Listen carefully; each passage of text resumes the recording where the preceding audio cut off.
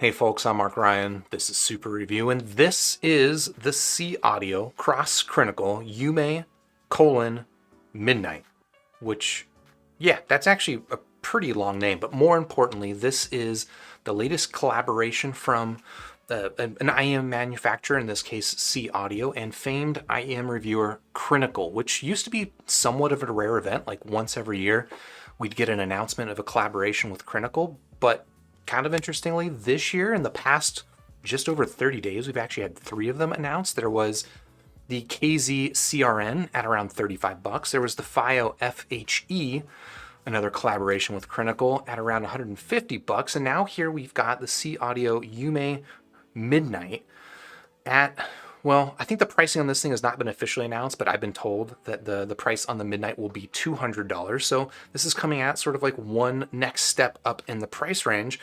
And what it is ostensibly a retuned version of the Yume. This is an IEM that you might remember I actually reviewed early last year, early 2021.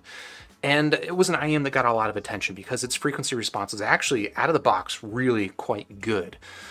I didn't find myself loving that particular IEM because of what's kind of been known as it's somewhat of a non-technical IEM, right? It doesn't have very strong technicalities.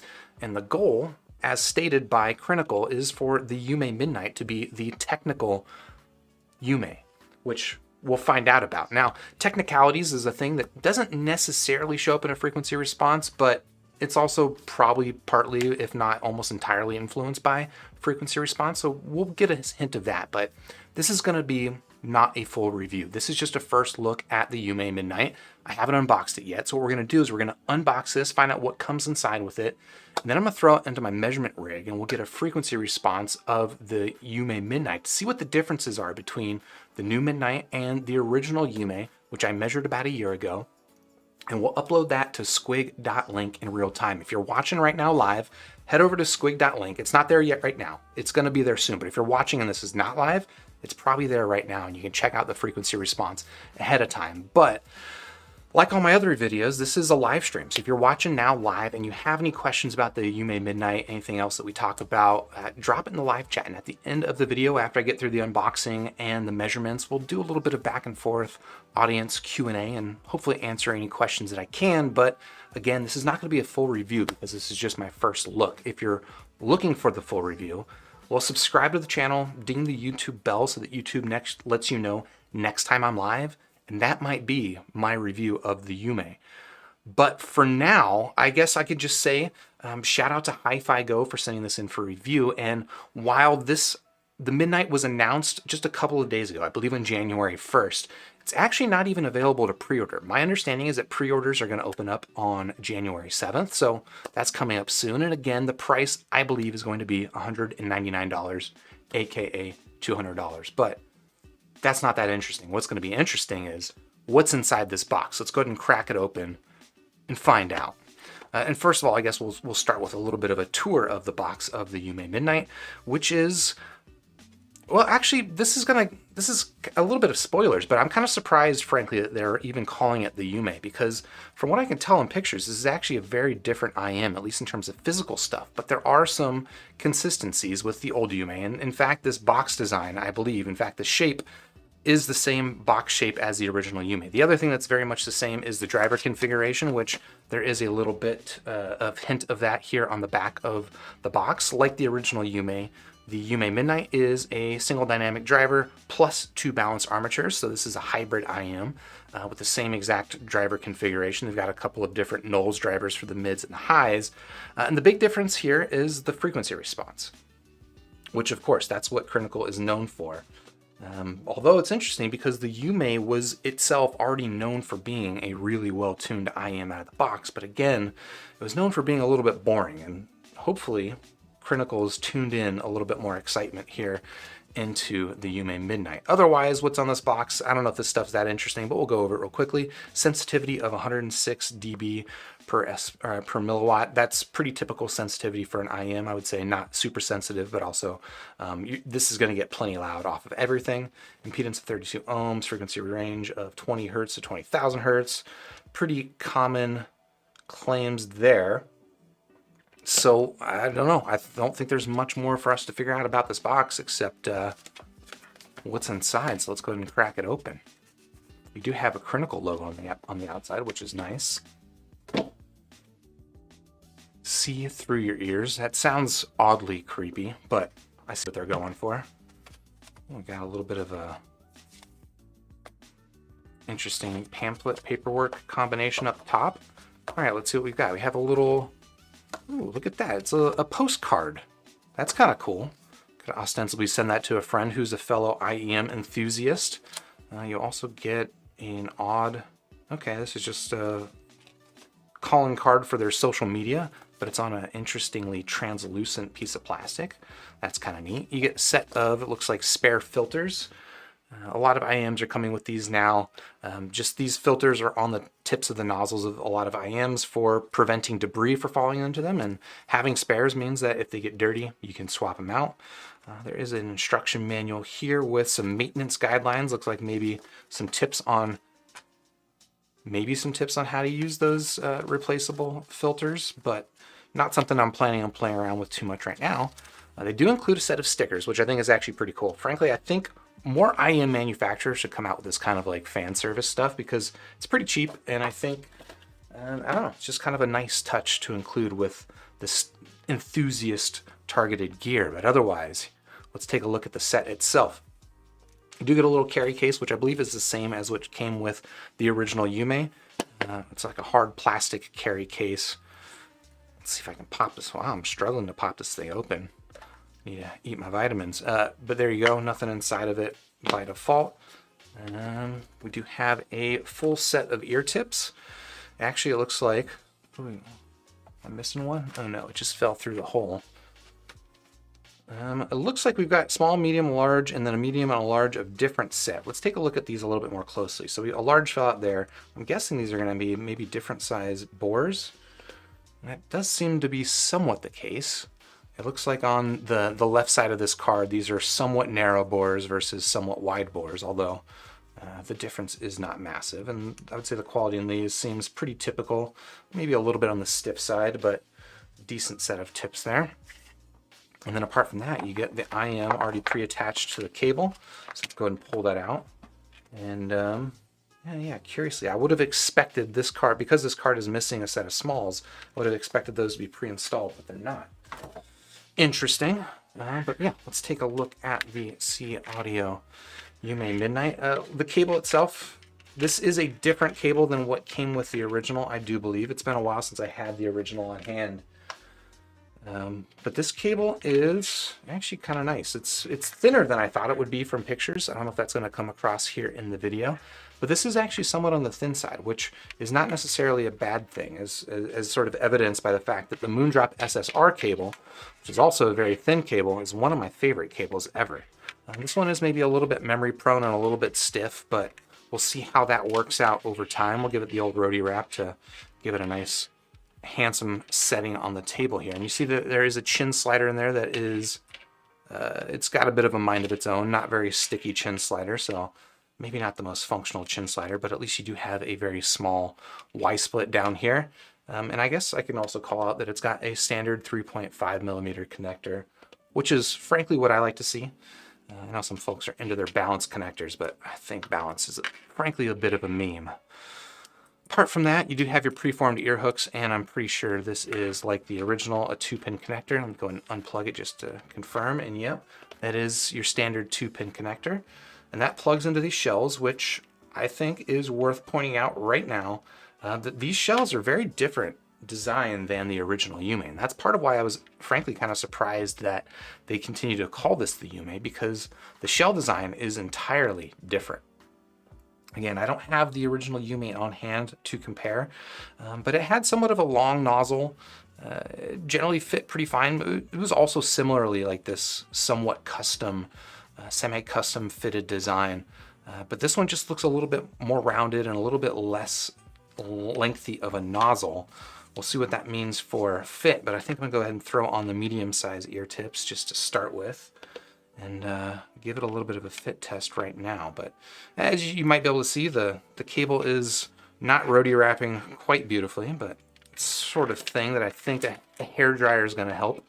And maybe one day I'll do a video on how I use hair dryers to tame my IEM cables, but let's give it one more effort to give it a handsome roadie wrap and a nice sit. And there you go. There is your SeeAudio Yume Midnight unbox. It's got this kind of carbon fiber design on the outside, and apparently there's been some blowback against like fake carbon fiber and IEMs. I'm not totally up on that.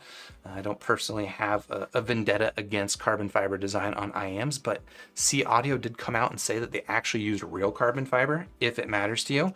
I would say that the earpieces, you know, carbon fiber typically used for having a really strong material for the weight. So, you know, good for making cars, making lightweight panels. This feels pretty typical weight of an IEM shell, which is, yeah, it's actually relatively low weight. Not like a dense, heavy acrylic, but it is more of a hollow feeling acrylic. But otherwise, that is what you get inside with the SeeAudio Yume Midnight. Here we go. Pull it all into frame so you can appreciate it. Before I throw these things in my ears, give them a little bit of a fit test. As I do that, let's see if I can remember the fit on the original Yume. Like I was saying, similar semi-custom design. I found it to be a pretty good fitting IEM, but a little bit long on the nozzles, which wasn't necessarily uncomfortable in my ears, but wasn't the best, wasn't my favorite fit. And here I'll say, this more rounded design with a slightly shorter nozzle feels more planted in my ear than I recall the original Yume being. So as far as I'm concerned, form factor wise, on initial impression, this feels like an improvement. Take a look at it, what it looks like inside my ear without my fingers in the way. Haha, there you go. There is your Yume Midnight. And well, we can plug in both ears just real quick to see if anything stands out with isolation. I would say sound isolation seems about average, about typical, which is to say it's pretty good. Not the best for doing a video, but probably better for listening experience. But yeah, that is the SeeAudio Crinacle Yume Midnight. The one complaint I will make of the physical stuff is I'm not sure how I feel about the print of the word midnight down here. It's just, it feels a little bit large. It seems a little oversized for the rest of the IEM shell. But otherwise, frankly, I don't know. These are pretty nicely built pair of IEMs. But that's not what you're here for. I mean, you're kind of here to know about the build quality, but I think more importantly, you want to know about the frequency response. So let's go ahead and make that happen. Let me pull this stuff aside, make room for my measurement rig, which I've got sitting over here. And if you are not familiar with what I'm doing right now, if this is your first time watching the channel, this is basically a microphone into which I can plug one of these earpieces and use some software, which I'll pull up on the screen in a second, to produce a frequency response of the Yume Midnight. And what that does is it kind of tells us not necessarily exactly what this earphone's going to sound like, but it's going to tell us what is the flavor of the sound, right? Is it a bassy IEM? Is it a neutral IEM? Is it shouty? Is it bloated? Like that kind of stuff. You can generally tell from frequency response. I'm not going to be able to review the IEM based on purely the frequency response, but you can get a pretty good sense of whether or not it's something you're likely to like. So that's what we'll figure out. And then to do that, go over here, and this is the software that I use. So let me see, get my IEM in place and set my volume, and hopefully this works without too much fuss.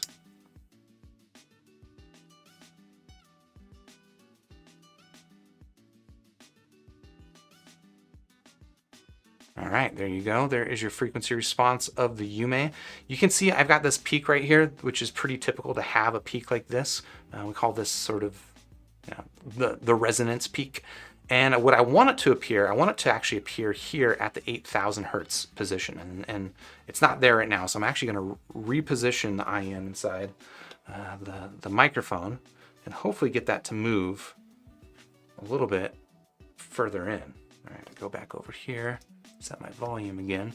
The fact that this thing is tripping up my microphone when I push it in, indicating that it's probably got it's probably got a very tight seal, and maybe is not that well vented. If you're very sensitive to that sort of thing. But yeah, let's try this one more time.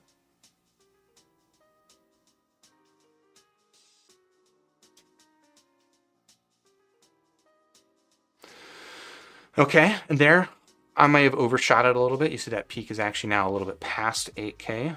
Apologize for this slow burn here, but I promise once we get this frequency response, I'm going to throw it into squig.link, and we'll be able to talk about some more in-depth comparisons and what this stuff means.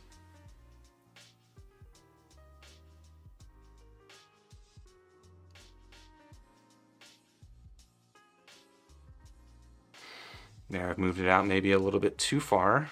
Okay, try one more time. And if this isn't it, that one actually looks pretty decent, but I want to try and get it a little bit closer.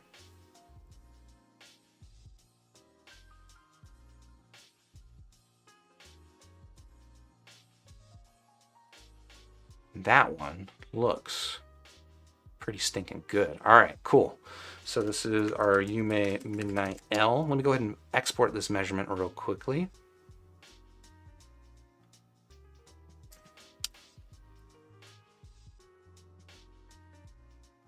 That is not quite where I want you.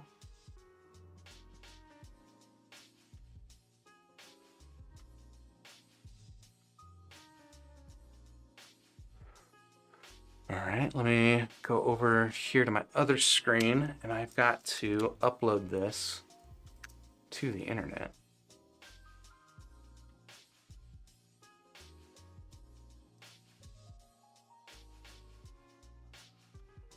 And if all is working correctly, we can head over together right now to squig.link.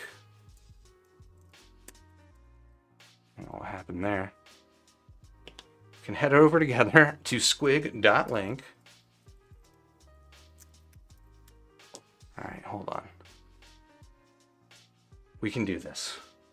All right, we're at squig.link, and look up Yume Midnight. So Yume Midnight shows up there, and here is our frequency response that we've produced of the Midnight.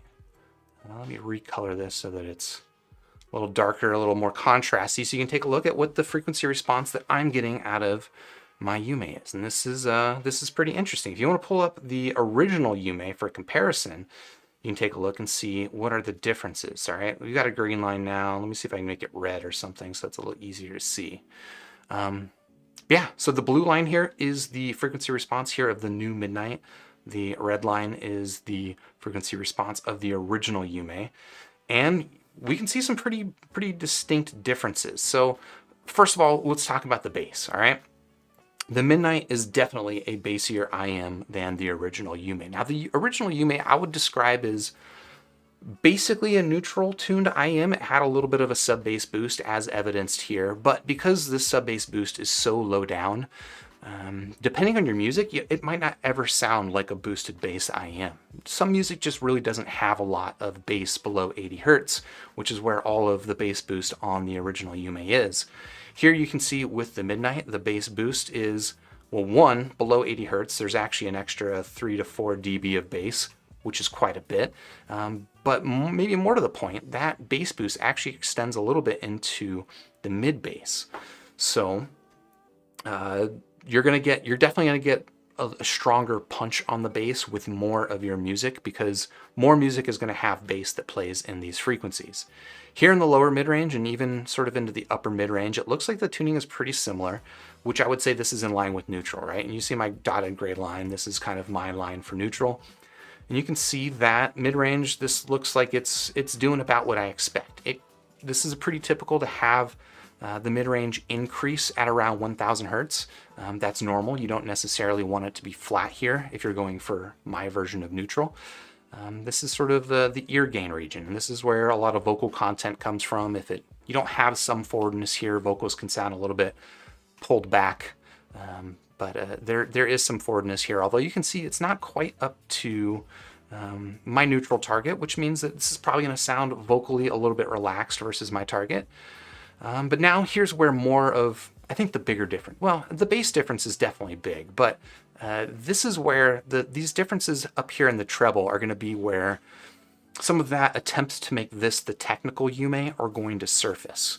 A lot of the sense of technicalities in an IEM really do come from the treble tuning, and that's where having a different frequency response here in the treble is going to make a big difference in terms of your perception of soundstage, of depth, of imaging, and sort of like the 3D positioning of sounds is going to come from here. And now it's interesting that there's actually a little bit of a scoop in sort of the presence region of the treble. And then the mid-treble resonance peak, that seems to be pretty similar. The biggest difference is up here in the air frequencies, where the original Yume, it rolled off pretty predictably, like frankly a lot of IEMs do. But here with the Midnight, again, the blue line here, you can see that this is actually extending pretty impressively, especially for an IEM that's only got one balanced armature dedicated to the treble. That actually looks pretty good. Let me go ahead and hide the original Yume. So again, we can just kind of look at the Yume Midnight. And yeah, I would say based on this frequency response, this looks like it's going to have a nice clean mid-range, somewhat on the warm side in the mid-range. So vocal is not quite as forward as maybe my absolute preference, but not overly thick or anything like that, because the bass is still pretty well isolated into the sub-bass frequencies. But the bass here is going to have more of that thump and more wallop versus the original Yume. And then that difference up here in the treble extension and the air frequencies, I'm really excited about that. This is the difference in the frequency response that I am personally the most excited about, and why I am most interested in listening to the Yume. But unfortunately at this point, I haven't heard the Yume. So that's about as much as I can tell you about this IEM until I actually spend some time listening to it. And that's what I'm going to do. So I'm going to spend probably at least a week listening to the Yume, comparing it to some other IEMs in the price range. Again, $200, so it's up against things like the original Yume, up against, let's see, some other hybrids. We've got the SeeAudio Legacy 4, but if you're considering non-hybrids at $200, there's also the Moondrop Kato, the Timeless 7Hz, or the 7Hz Timeless, and the Tanschim Hana 2021, which I think will all be pretty interesting competition versus the Yume Midnight. But yeah, that's going to be it for this first look, unboxing, and measurement.